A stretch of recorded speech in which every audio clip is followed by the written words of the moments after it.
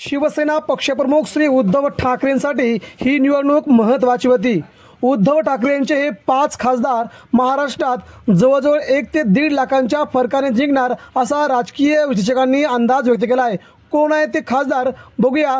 5 खासदारांची नावे मुंबई, कोकण तसेच पश्चिम महाराष्ट्र, मराठवाड्यातील खासदार बघूया। पहिलं नाव येतं ते परभणीचे बंडू बॉस अर्थात संजय जाधव। हे महादेव जानकरांचा पराभव करून या भागातून जवळजवळ 1 ते 1.5 लाखांच्या फरकाने जिंकतील असा अंदाज राजकीय जाणकार व्यक्त करत आहेत। दुसरा मतदारसंघ येतो तो ठाण्याचा।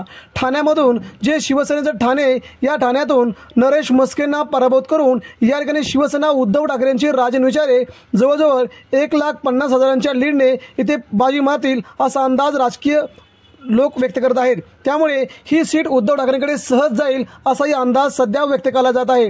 तिसरा येतो महत्त्वाचा मतदारसंघ म्हणजे मुंबईचा। यावेळी अमोल कीर्तीकर हे या भागातून निवडणूक लढत आहेत।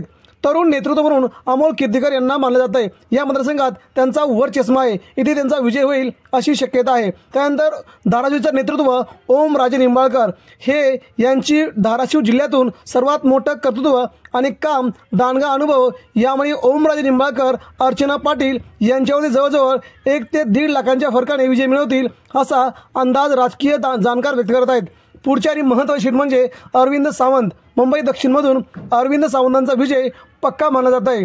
इथेही 1.5 लाखांच्या फरकाने अरविंद सावंत विजय होतील असा सध्या अंदाज व्यक्त केला जातोय। त्यामुळे उद्धव ठाकरेंचे हे 5 शिलेदार आजच दिल्लीत गेलेत अशी चर्चा सगळीकडे आहे। मित्रांनो, आपल्याकडे अजून कोणते खासदार आहेत जे जास्त लीडने जिंकतील? आपल्या प्रतिक्रिया व्यक्त करा। धन्यवाद।